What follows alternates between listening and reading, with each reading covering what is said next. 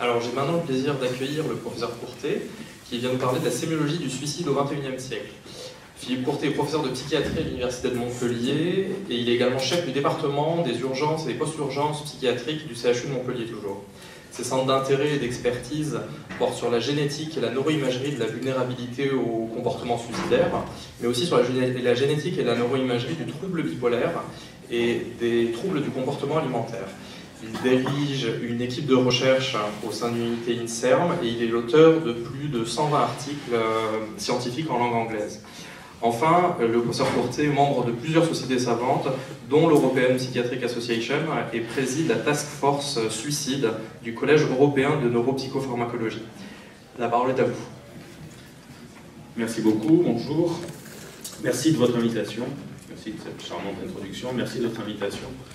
Et bravo à cette jeune association et association de jeunes pour organiser cette belle réunion. Et je le disais tout à l'heure de façon confidentielle, un angle original d'attaque, la sémiologie revisitée par les neurosciences.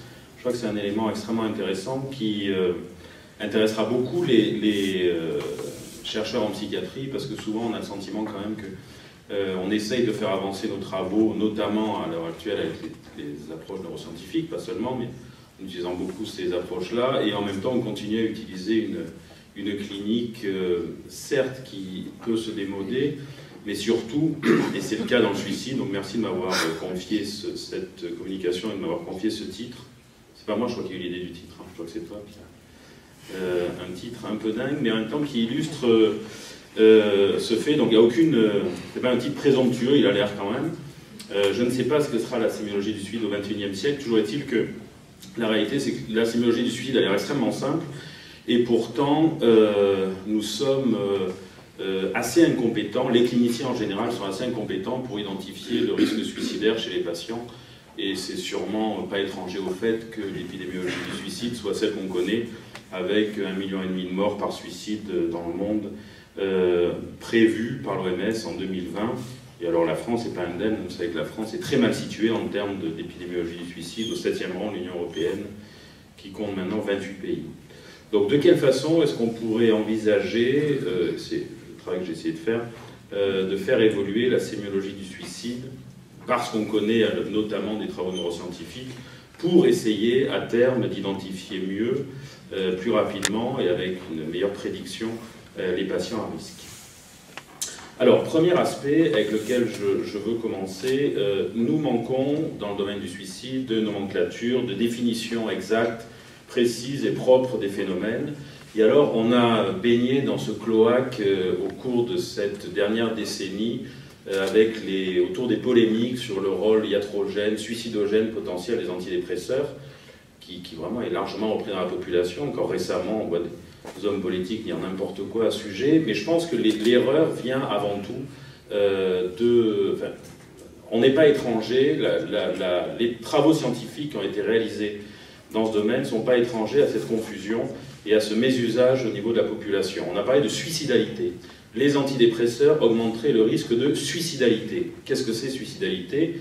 Ça n'existe pas, la suicidalité. Et alors je m'appuie ici sur un article récent, une conférence consensus, entre guillemets, qui a été réalisée sous l'égide de la FDA aux États-Unis, pour justement essayer d'avancer dans la définition des phénotypes suicidaires, de façon à pouvoir étudier correctement, quand on essaye des médicaments, de pouvoir étudier correctement, dès l'étude de ces médicaments, dans les phases 3, le risque suicidaire potentiel, puisqu'on a vu les mises en garde avec les antidépresseurs, le retrait du rimonabant, etc., etc., les médicaments anti-tabac qui sont accusés, enfin bref, on se retrouve face à des grandes difficultés avec des médicaments qui sont accusés de bien des maux, et on se rend compte que ceci vient notamment de la confusion dans la définition des termes et dans la définition clinique.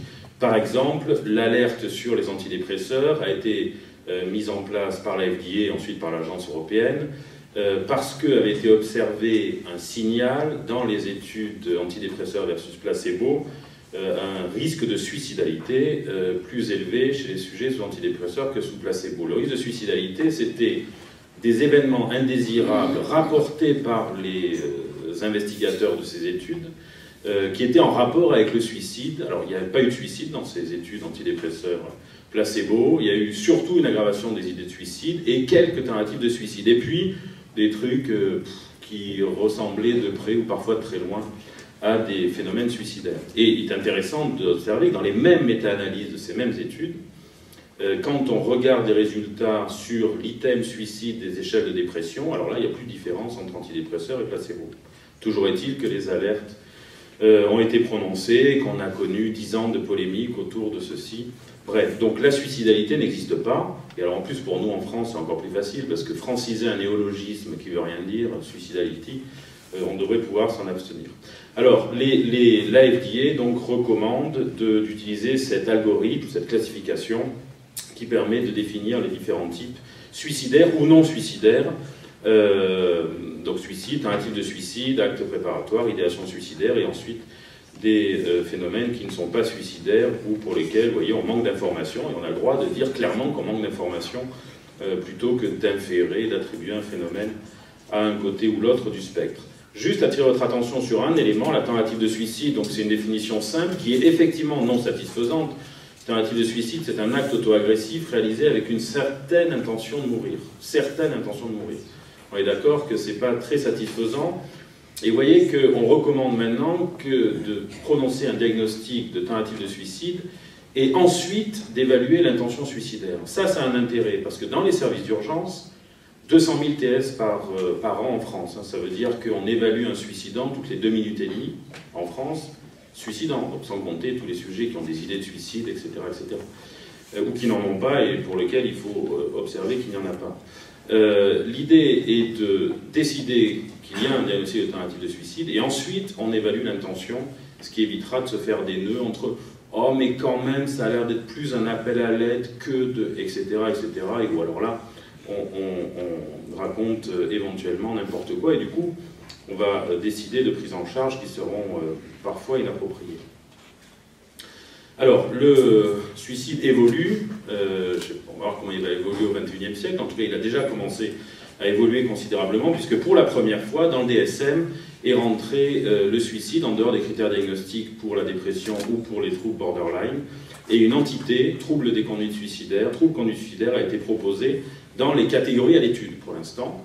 Mais enfin, c'est déjà un pas extrêmement important. Alors, avec une définition qui est très simple, hein, simplement, les sujets sont diagnostiqués avec ce trouble conduite suicidaire s'ils ont réalisé une tentative de suicide dans les 2 ans, ce qui permet d'insister sur la période à très haut risque de récidive, et notamment de récidive létale, chez les sujets qui ont fait une TS dans les 2 ans. Les critères, ensuite, sont du diagnostic différentiel, donc d'élimination. Ce n'est pas une automutilation, ce ne sont pas des idées de suicide ou un acte préparatoire qui n'a pas conduit à un passage à l'acte, etc. Et puis, l'acte n'est pas sous-tendu, c'est assez actuel, par des objectifs politiques ou religieux. Effectivement, c'est probablement autre chose. Donc, alors l'intérêt de ceci, comme toutes les catégories du DSM, l'intérêt c'est de pouvoir utiliser maintenant pour des travaux épidémiologiques, cliniques et thérapeutiques cette entité et éventuellement la faire évoluer, la supprimer. Enfin, on verra bien ce qu'il en va de la validité de ce trouble conduite suicidaire. Alors, un autre élément qui est intéressant pour la pratique, là on parle de tentative de suicide. Le sujet est allé à réaliser un acte suicidaire, donc avec une certaine intention de mourir, mais le passage à l'acte a eu lieu. Le groupe de Columbia, de New York, Columbia University, qui a beaucoup pesé, c'est eux qui ont réalisé l'algorithme précédent, CASA, etc., a proposé également que l'on puisse parler de tentative de suicide avortée ou de tentative de suicide interrompue. Tentative de suicide avortée ou interrompue si le sujet s'est arrêté avant de passer à l'acte ou s'il a été interrompu par un tiers qui lui a enlevé l'arme des mains ou la boîte de médicaments. Alors, ce n'est pas une tentative de suicide avérée, si elle est avortée ou interrompue, mais malgré tout, ce n'est pas rien. Et plusieurs études ont montré que les sujets qui ont réalisé les tentatives de suicide avortées ou interrompues restent à risque de récidive suicidaire avérée, éventuellement de suicide abouti. Donc, c'est aussi ce sont des termes qui n'existent pas encore de façon très officielle, mais qui sont retrouvés dans la littérature et qui ont un intérêt dans l'évaluation clinique. C'est pas parce qu'on a enlevé l'arme à feu d'un patient, donc qui n'a pas fait de tentative de suicide violente, qui n'est pas à risque de récidive, comme s'il avait effectivement fait une tentative de suicide.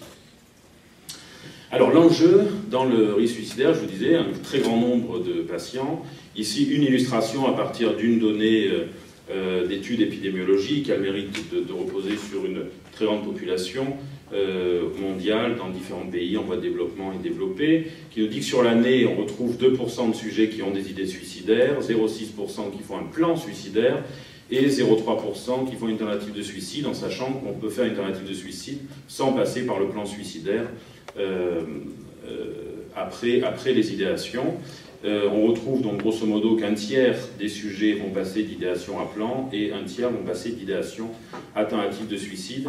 Et une donnée importante, c'est que ces transitions se déroulent pour 60% des cas dans cette étude dans l'année. Donc l'année d'apparition des idées de suicide est une période à haut risque que va traverser le sujet, vous me direz. Un an, c'est long. Alors comment est-ce qu'on peut améliorer notre capacité à prédire la survenue d'un risque suicidaire? C'est l'enjeu de la clinique quotidienne. Il ne s'agit pas simplement, on est actuellement dans une position, c'est déjà pas mal, mais enfin c'est insuffisant, où l'on va pouvoir définir des groupes à risque. Un patient est à risque de suicide parce qu'il a un antécédent de TS, parce qu'il a un antécédent familial, parce que, etc., pour telle et telle raison. Mais il est à risque.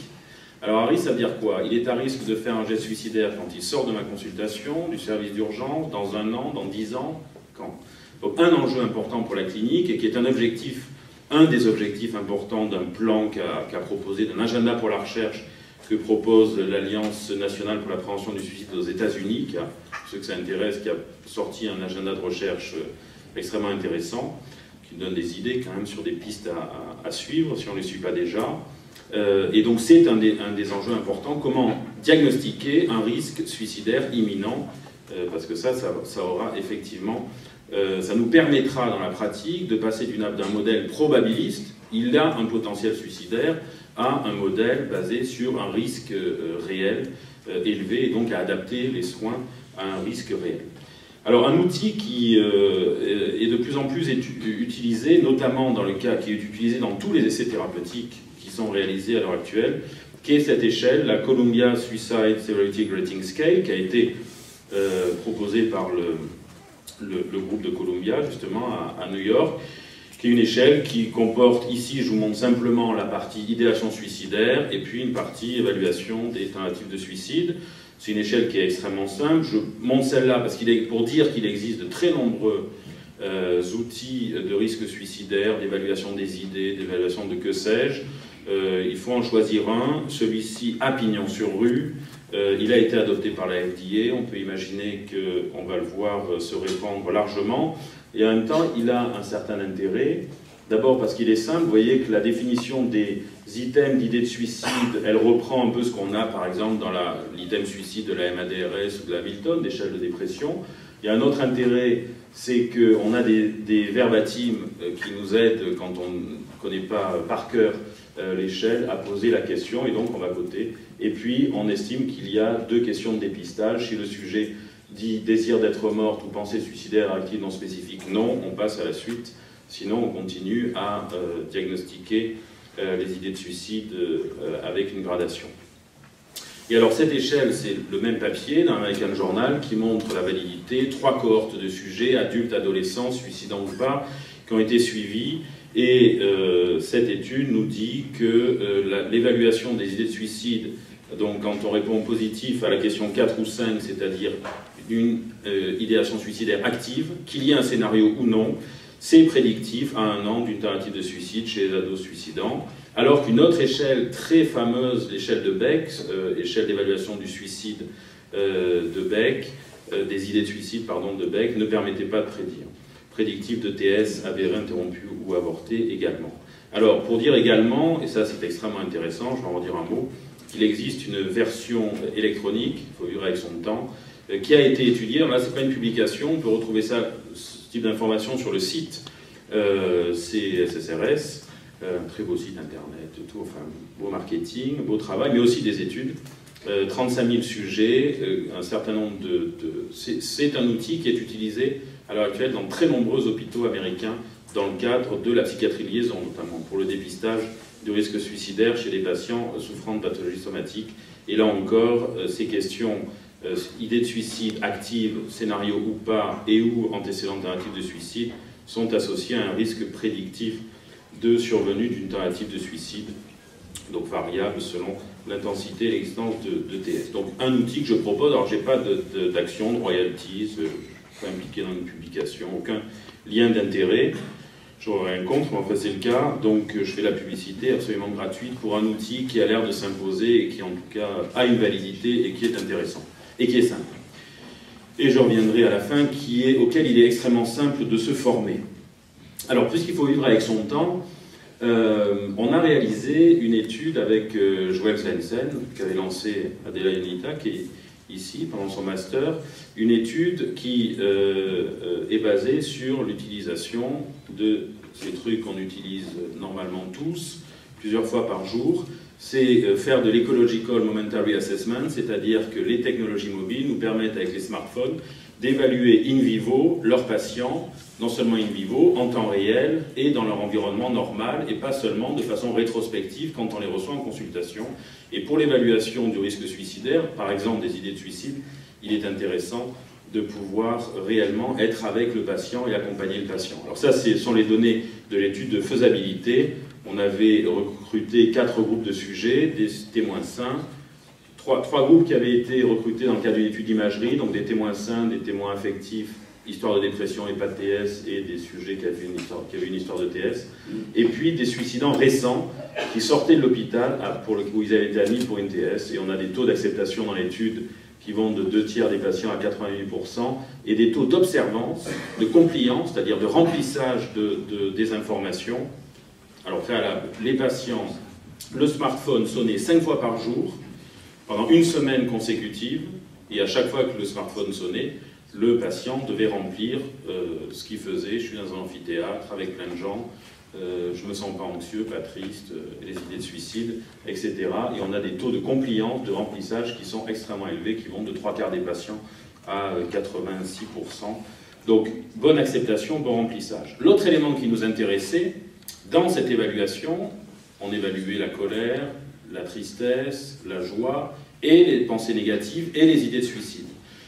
Et on voulait montrer d'abord que poser la question de façon répétée à des patients, des sujets, des patients de ces 4 groupes, pouvait ne pas nuire à leur santé. Et effectivement, on observe qu'il n'y a pas de iatrogénie, c'est-à-dire qu'on peut poser la question de la survenue d'idées de suicide de façon répétée à ces sujets, sans qu'on voit la fréquence modifiée de façon artificielle au gré de la prolongation de l'étude. Donc une stratégie extrêmement prometteuse pour l'évaluation des patients.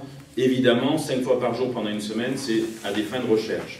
Mais on peut ensuite adapter ce type, et c'est toute l'évolution de la e-santé à l'heure actuelle, on peut adapter ce type d'évolution pour utiliser ces procédures dans l'évaluation clinique des patients. Alors, donc ça, c'est pour les idées de suicide. Ensuite, je voulais dire un mot d'une entité qui a été décrite par certains auteurs, qui n'est pas très populaire, il faut dire qu'il n'y a pas beaucoup de travaux de recherche sur le sujet, mais qui a une certaine pertinence clinique, c'est ce syndrome de menace suicidaire. Alors en fait, initialement, il avait été décrit pour proposer l'équivalent d'un syndrome de menace coronarien, et pour aider les médecins généralistes à repérer les patients à plus haut risque. Ça ne marche pas, ça n'a visiblement pas beaucoup d'intérêt. Malgré tout, ça illustre ce syndrome, décrit bien l'état clinique, émotionnel, relationnel des patients suicidants, qui sont à proximité d'un geste suicidaire. Et on voit qu'on quitte toute entité nosographique de ces sujets, le désespoir, donc pour dire un mot de cette dimension importante qu'est le désespoir, la perte de l'espoir, le manque de raison de vivre, c'est-à-dire manque de facteurs de protection qui s'effilochent et qui disparaissent, des ruptures dans les relations, les dernières tentatives de rechercher de l'aide dans son entourage disparaissent, il n'y a plus personne pour vous tendre la main, la consommation de substances, et puis ce cortège symptomatique associant colère, instabilité, comportement à risque, insomnie, anxiété, labilité émotionnelle, agitation, etc., qui est l'état d'un très grand nombre de patients suicidants, que l'on voit qui ont fait un geste suicidaire, qui ne sont pas totalement apaisés par le geste et qui restent comme ça, ou bien de patients chez lesquels il faut redouter la survenue d'un geste. L'intérêt de cette clinique un peu foutraque, de ce syndrome de menace suicidaire, c'est que l'on peut, c'est sûrement la première étape de la prévention du risque suicidaire à court terme, à très court terme. On peut agir par des traitements dimensionnels en utilisant des traitements sédatifs, hypnotiques, anxiolytiques, anti-agressifs. On peut agir sur ces dimensions qui facilitent le passage à l'acte. Alors un mot de la vulnérabilité. Donc si on veut redouter, enfin si on veut détecter un passage à l'acte imminent, l'augmentation brutale des idées de suicide et puis ce syndrome de menace suicidaire. Ensuite, la clinique du suicide, et c'est ce qui a notamment été à l'origine de son adhésion par le DSM-5, c'est la démonstration du fait qu'il existe une vulnérabilité suicidaire qui est spécifique, qui est propre, qui est indépendante, c'est-à-dire ce qui fait des conduites suicidaires une entité autonome dans la nosologie psychiatrique. Le suicide, c'est pas juste une complication de la dépression, un épiphénomène du trouble borderline. Il y a vraiment une physiopathologie et une clinique, une vulnérabilité propre et spécifique. Et par exemple, dans cette étude, résumée ici, qui est une étude de cohorte, c'est la fameuse étude de cohorte sur laquelle a travaillé Caspi, à Dunedin en Nouvelle-Zélande, des sujets qui ont été suivis de l'enfance ici jusqu'à 21 ans, et on regardait, l'objectif a été de regarder quels sont les facteurs de risque de tentative de suicide à l'adolescence à 21 ans. Et les auteurs proposent un modèle vulnérabilité-stress, qui est un modèle maintenant très populaire dans le domaine des conduites suicidaires, parce qu'en effet, on peut regarder dans ce petit tableau, les sujets à risque, les plus à risque de tentative de suicide, sont des sujets, certes, qui ont souffert d'une dépression, mais qui en plus portent des facteurs de vulnérabilité. Dépression sans facteur de vulnérabilité ou facteur de vulnérabilité sans dépression, ça augmente de façon très modérée le risque suicidaire. Et dans les facteurs de vulnérabilité suicidaire, de façon très largement répliquée dans la littérature, ce qu'on retrouve ici, l'histoire familiale, l'histoire personnelle et familiale de conduite suicidaire, les abus d'une façon générale, les abus dans l'enfance, sexuels ici, mais d'une façon générale, des traits de personnalité en rapport avec l'impulsivité, les traits d'anxiété ou le trait de désespoir dont je parlais précédemment, et ici des indices comportementaux qui sont en rapport avec le fait que ce soit plutôt des adolescents, échecs scolaires, affiliation à des pères déviants, mais donc qui sont des dimensions cliniques qui semblent être pertinentes et qu'on peut sûrement extrapoler d'une autre façon à des populations adultes. Alors juste pour dire un mot de cette histoire d'impulsivité. Tout le monde se représente le suicide comme étant une question d'impulsivité, un passage à l'acte impulsif ou un truc de gens impulsifs. Et effectivement, l'impulsivité est une dimension de vulnérabilité, je viens de vous le dire, et c'est largement répliqué. Sauf que ça ne schématise, ça ne limite pas l'ensemble de la question de la vulnérabilité suicidaire. Il y a tout un tas de patients qui font des gestes suicidaires et qui ne sont absolument pas impulsifs.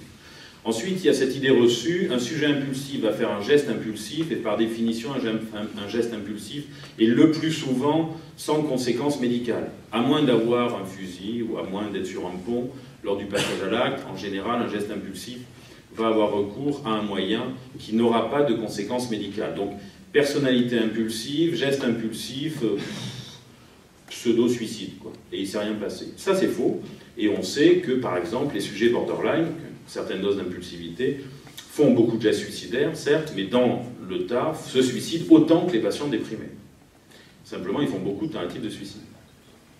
Alors, ici, pour finir de tordre le cou à cette idée reçue sur l'impulsivité, une étude, alors qui est une hirondelle ne fait pas le printemps, une grande étude de cohorte chez les adolescents, avec des sujets qui n'ont pas fait de tentative de suicide, qui ont eu un plan suicidaire dans l'année, des sujets qui ont fait une tentative de suicide impulsive, qui ne sont pas passés par la case plan, et des sujets qui avaient un plan suicidaire, donc un certain niveau de planification, et qui ont fait un geste suicidaire.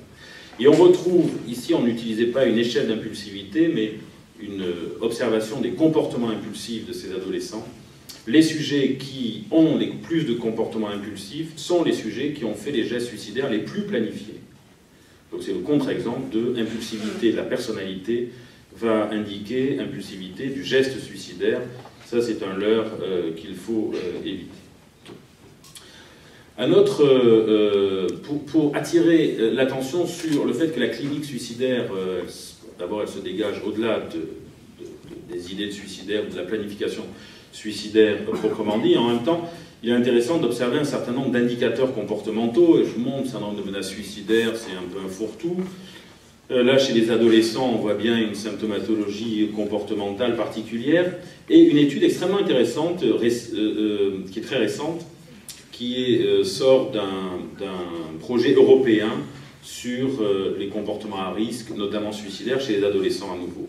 Et il est intéressant d'observer que les auteurs ont identifié 3 groupes pour le risque suicidaire. Risque faible, risque élevé et un risque qu'ils ont appelé invisible. Pourquoi? Dans le risque élevé suicidaire, chez les adolescents, on observe effectivement des comportements, on dirait des troubles externalisés. Abus de substances, tabagisme, bagarreur, affiliation à des pères déviants, enfin bon, les trucs qui sautent aux yeux et où tout le monde se dira, lui, il a des soucis, il sera facile à identifier. C'est intéressant d'observer que le groupe à risque invisible, il est à risque suicidaire aussi élevé, je passe les détails, que celui à haut risque, mais par contre, il fume pas, il boit peu, il se drogue pas, mais il passe son temps enfermé dans sa chambre, sédentaire, à ne pas dormir et à jouer, à consommer des médias sur Internet. Et c'est l'intérêt d'appeler ce groupe qui a un risque de dépression et un risque suicidaire aussi élevé que les sujets qui ont des comportements bruyants, et pourtant ils sont enfermés tranquilles devant leur écran. Alors 2 mots sur ce que pourraient nous apporter les neurosciences en termes de vulnérabilité suicidaire, ce qui avait conduit un collègue suicidologue à proposer cette terminologie de suicidotypie, comme on a voulu dire que la schizotypie était une entité de vulnérabilité à la schizophrénie. L'idée, c'est comment les neurosciences peuvent éclairer la vulnérabilité suicidaire. 2 mots. D'abord, l'hypothèse qui n'est pas neuroscientifique, qui est psychologique, la jolie hypothèse de psychologue anglais, William C. Pollock, ce serait celle-ci. Les sujets, la vulnérabilité suicidaire, la génération d'idées de suicide suit ce cheminement. Les patients qui ont une propension à présenter des idées de suicide sont plus sensibles à des signaux de défaite, c'est-à-dire vont interpréter des signaux de stress comme étant des signaux négatifs pour eux, ceci mis en évidence en utilisant des stroupes émotionnels et des stroupes suicides. Et puis ces signaux, cette sensibilité aux signaux de défaite va les conduire à se sentir piégés. Et ceci a été corrélé à des déficits de résolution de problèmes qui sont eux-mêmes corrélés à un déficit de mémoire autobiographique, c'est-à-dire que les sujets suicidaires ont une mémoire autobiographique trop générale, et donc en proie à des difficultés, à des événements de vie difficiles, ils vont avoir du mal à résoudre ces problèmes en ne pouvant pas faire appel dans leur mémoire autobiographique à des éléments spécifiques et en restant trop généraux.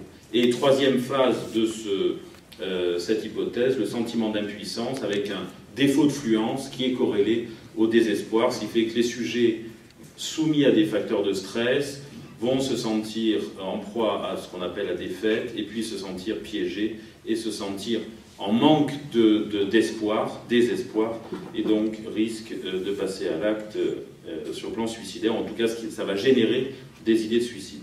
Alors on a voulu élargir ce modèle, non plus en étudiant des sujets avec des idées de suicide, ce qu'ils avaient fait précédemment, mais ici, des sujets qui ont fait des tentatives de suicide grâce aux travaux d'imagerie. Et par exemple, avec les travaux d'imagerie en réponse à la tâche cognitive de prise de décision, qui est perturbée chez les suicidants, ou en réponse à des visages, à des émotions sur des visages, perturbées également chez les suicidants, on pourrait proposer que finalement les sujets présentant une vulnérabilité suicidaire, qui ont un défaut d'activation du cortex orbitofrontal ventrolatéral, vont présenter une difficulté à attribuer une valeur à un stimulus extérieur. Et si bien quand ils vont voir un visage de colère ici en imagerie, ils vont ressentir un rejet social et se sentir rejetés et exclus du groupe. Les sujets vont développer en réponse à cette exclusion sociale des émotions négatives qui vont les conduire, du fait de ce qui a été démontré comme étant aussi un déficit d'activation du cortex médial et dorsomédial du préfrontal, ces états négatifs émotionnels ne vont plus être contrôlés, ce qui va expliquer qu'un état émotionnel négatif va se prolonger, va donner des émotions négatives, une douleur psychologique et générer des idées de suicide. Et puis ont été également démontrés un déficit de l'activation du dorsolatéral qui va entraîner un déficit cognitif dans des contextes émotionnels négatifs et donc qui pourrait de ce fait induire un passage à l'acte suicidaire. Alors, je vais arrêter là, mais pour dire que ces observations, elles permettent de générer un certain nombre d'hypothèses. La sensibilité à l'action sociale, ça nous a conduit à étudier la possibilité d'une douleur sociale et d'une douleur psychologique chez les sujets présentant une vulnérabilité suicidaire, et on plaide en faveur de l'évaluation clinique de la douleur, en utilisant, pourquoi pas, des échelles visuelles analogiques, comme le font les algologues pour la douleur physique. Mais l'idée est également, en identifiant ces déficits neurocognitifs, de pouvoir proposer la possibilité, en tout cas d'innover sur le plan psychothérapique et de tester des psychothérapies qui auraient pour objectif d'améliorer l'apprentissage de la prise de décision, d'améliorer l'attribution d'une valeur adéquate à un stimulus extérieur ou bien à des options de choix, de diminuer la sensibilité au rejet, à l'exclusion sociale, que l'on montre de façon régulière associée à la vulnérabilité suicidaire, diminuer la sensibilité à la douleur psychologique, mais à la douleur d'une façon générale. On sait qu'il existe des overlaps neuroanatomiques entre douleur psychologique, douleur physique et douleur sociale, ou stimuler, favoriser le développement d'une attention plus accrue aux stimuli positifs, qui est un trait dont manquent les sujets qui réalisent gestes suicidaires. Ils ont du mal à observer, à retrouver un soutien social dans l'environnement du fait d'un défaut d'activation, notamment au niveau singulaire antérieur. Je vous remercie.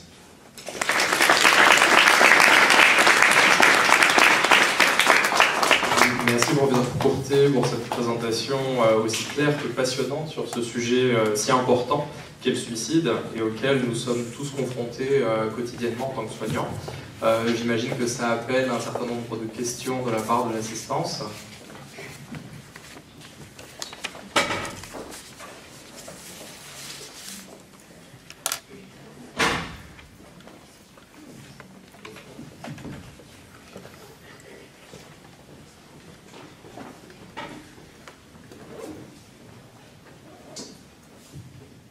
Bonjour, merci beaucoup pour cette présentation. Effectivement, ça fait en plus plaisir de terminer sur des aspects de prise en charge psychothérapeutique. Une question toute psychométrique par rapport à l'échelle que vous avez présentée. C'est vous qui êtes en charge de la validation ou pas? Pas du tout. Je vous ai dit, j'ai aucun lien d'intérêt avec l'échelle. C'est un bulldozer, le groupe de Columbia, donc, qui a validé l'échelle et proposé ce papier dans l'American Journal. Donc c'est en anglais, avec une validation, la prédiction de durée suicidaire, etc. Mais en même temps, ils ont proposé d'emblée, alors je vous invite à consulter le site internet, et d'ailleurs à vous former à la passation de l'outil. En plus, vous recevez un joli certificat quand vous avez la formation. La formation, ça dure à peu près 20 minutes pour se former à cet outil. Et donc, il n'y a pas de version non anglaise, à ma connaissance, validée. Simplement, ils ont d'emblée, le bulldozer, proposé cette échelle traduite en 100 ou 150 langues. Boum. Et effectivement, la version française, elle n'a pas été validée, mais en tout cas, elle est vraiment française. Ce qui n'est pas toujours le cas quand on voit des adaptations d'échelle.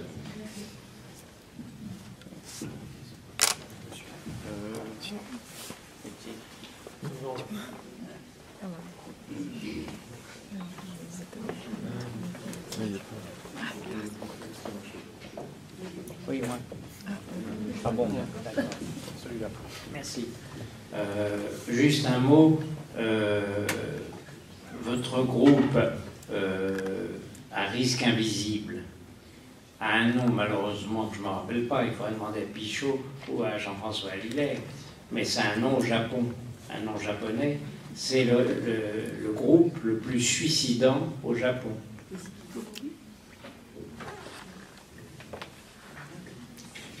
Enfin, oui, alors je ne connais pas le nom japonais, mais c'est bien parce que ça valide cette idée, puisque c'est une étude européenne qui vient d'être publiée, de montrer ça, et je pense qu'en même temps, ce sont des données assez récentes. C'est une entité assez récente, alors on doit pouvoir trouver dans l'histoire l'équivalent de ces geeks enfermés dans leur chambre à faire des jeux en ligne, mais bon, il se trouve que c'est une pratique quand même qui est relativement récente du fait de la technologie. En tout cas, c'est simplement pour attirer l'attention sur les comportements bruyants, mais aussi les comportements trop silencieux. Et dans la continuité de cette question, est-ce que le type suicidaire est différencié dans cette population? Est-ce qu'ils font plus de thèses violentes, par exemple? Non, ça c'est une question intéressante, celle des phénotypages des tentatives de suicide en fonction de l'intention, de la létalité, du type violent ou non violent, etc. Bon, c'est intéressant dans la mesure où le phénotype suicide violent, tentative de suicide violent, est bien validé biologiquement. C'est-à-dire que chez ces sujets-là, effectivement, on retrouve des anomalies génétiques, des anomalies, initialement avec les travaux de Mariosberg, des taux ou pas de 5-HIA dans les céphalorachidien, des anomalies plus prononcées pour la prise de décision, etc. etc. Bon, mais alors après, on est vachement embarrassé avec ces catégorisations comme ça des gestes suicidaires sur ces dimensions, létalité, violence, intentionnalité. Moi, je crois qu'il y a plus de validité biologique des tentatives de suicide violentes parce qu'on s'adresse, quoi qu'il en soit, à un phénotype plus sévère. Et que quand on utilise un phénotype plus sévère, ça marche toujours mieux pour la recherche biologique. Après, je ne suis pas sûr que ça ait un lien avec la violence du geste en soi. Et les détracteurs, il y a d'ailleurs de ce concept de violence, disent oui, mais utiliser un moyen violent, c'est simplement parce qu'on a un moyen violent disponible. Et alors les Américains, pour ça, ce sont les premiers à ne pas être d'accord avec ces notions, puisqu'ils sont tous armés là-bas. Donc forcément, le style violent, c'est comme la question de l'héritabilité du tabagisme chez les femmes entre le 19e siècle et maintenant, quoi. Bon. Oui, bonjour et merci pour l'intérêt de cette question. Moi, j'avais une question un petit peu technique par rapport aux techniques de remédiation cognitive. Est-ce que vous utilisez, par exemple, ce qui est utilisé ou un équivalent sur la schizophrénie, les schémas de pensée, comme Favreau fait pour le PEPS? Il y a la reconnaissance des émotions faciales, ou vous pondez, excusez-moi l'expression, des outils spécifiques, parce que c'est, à mon avis, urgent de les mettre en place. Oui, et ce sont des perspectives, puisqu'à ma connaissance, il n'y a pas de travaux de remédiation cognitive dans les conduites suicidaires. Et y compris, nous, on a développé, alors c'est un autre aspect, ça me permet de répondre à cet aspect-là, on est en train de, bon, on va faire une étude randomisée double aveugle, mais on vient de publier une étude pilote qui montre l'intérêt des thérapies d'acceptation et d'engagement, qui est un autre...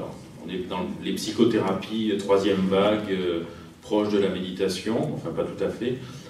Donc ACT semble avoir un intérêt sur la diminution du risque suicidaire, indépendamment de l'amélioration de la dépression et de l'anxiété, puisque ce qu'on cherche à établir, ce sont des traitements spécifiques.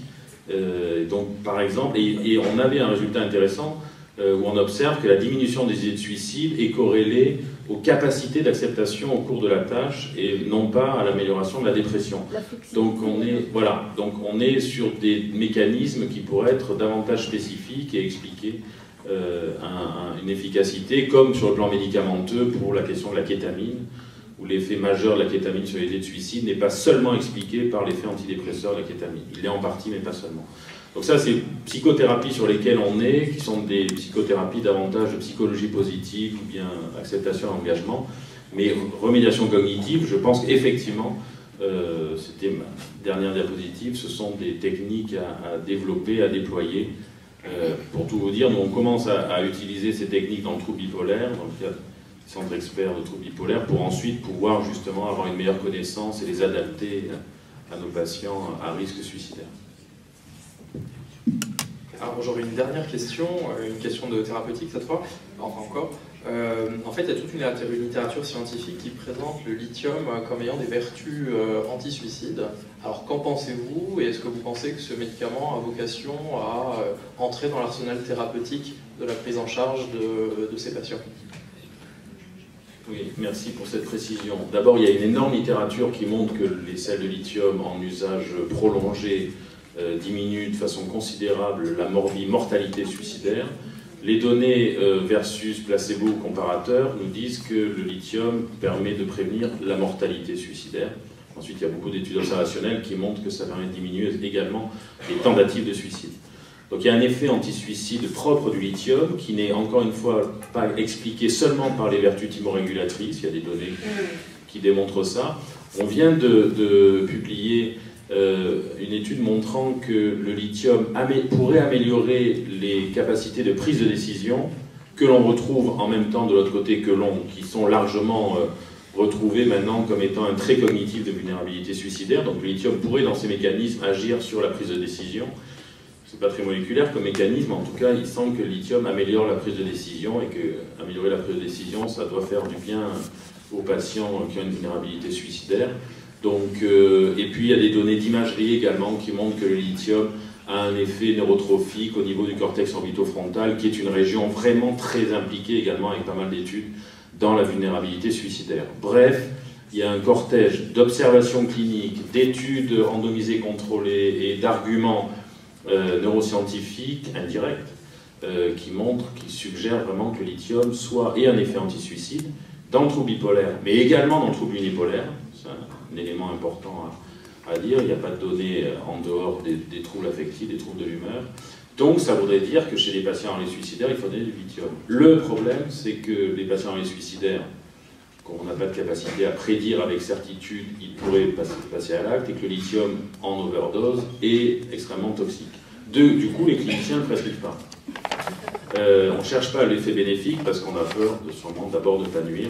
Donc simplement pour ça, la recette, pour avoir interrogé les pharmaciens et les médecins ou les pharmaciens inspecteurs, il faut se mettre d'accord avec un pharmacien pour que le pharmacien délivre des doses non toxiques de lithium de façon à pouvoir prescrire du lithium. Mais l'intérêt du lithium pour la prévention du risque suicidaire, c'est un usage prolongé. C'est-à-dire qu'il ne faut pas l'essayer 3 jours et puis voilà. Dernier élément, parce que alors ça c'est un truc qu'on voit trop souvent, l'arrêt brutal du lithium est hautement suicidogène. Là pour le coup avec les antidépresseurs, il ne faut pas dire n'importe quoi, mais l'arrêt brutal du lithium entraîne des rebonds dans le trouble bipolaire d'une façon générale, des rebonds dépressifs, maniaques, mais entraîne une exacerbation importante du risque suicidaire. Donc si on veut arrêter le lithium, il faut prendre son temps. Bah, écoutez, merci encore. Est-ce que j'ai le droit à une dernière question? Il n'est pas tout à fait 16 heures. Vas-y, je t'en prie. Étant donné l'importance de la souffrance liée au sentiment de rejet social dans les risques suicidaires, et surtout une importance qui a l'air de passer au-dessus de nos cadres cliniques classiques. Est-ce que vous savez si on peut être évalué des programmes d'insertion sociale pour ces patients, au-delà des approches purement thérapeutiques?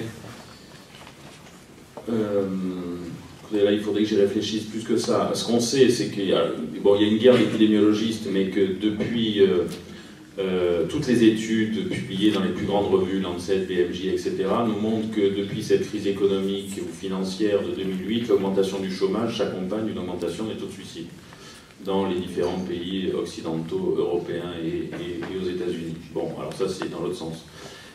Ensuite, pour toujours pas répondre à votre question, mais quand même, pour faire la promotion d'un dispositif de soins, qui est ce dispositif dont Guillaume Veva à Lille est à l'origine, le recontact, téléphonique notamment, c'est-à-dire garder un système de veille près des patients à risque qui ont fait une tentative de suicide, des patients qui ont fait une TS, qui sortent des urgences, les rappeler au téléphone dans le mois permet de diminuer la récidive suicidaire sur 1 an de suivi. Et donc du coup, et c'est une étude qu'on vient de répliquer dans une étude multicentrique nationale, les systèmes de veille qui permettent de restaurer la connexion sociale ont un effet préventif très significatif en termes de mortalité et de morbidité suicidaire, y compris de mortalité. Donc ça, c'est pas des programmes sociaux, mais c'est la reconnexion sociale qui sont des soins que l'on cherche à mettre en œuvre maintenant à partir des services d'urgence qui reçoivent les patients suicidants. Mais enfin, l'objectif, là, très clairement, est la reconnexion sociale. Ensuite, sur des programmes directement d'insertion sociale, on peut l'envisager, mais je n'ai pas en tête de données empiriques le démontrant. Voilà, j'imagine qu'il y a encore beaucoup de questions, mais malheureusement, on est pris par le temps. Je vous remercie encore pour votre présentation.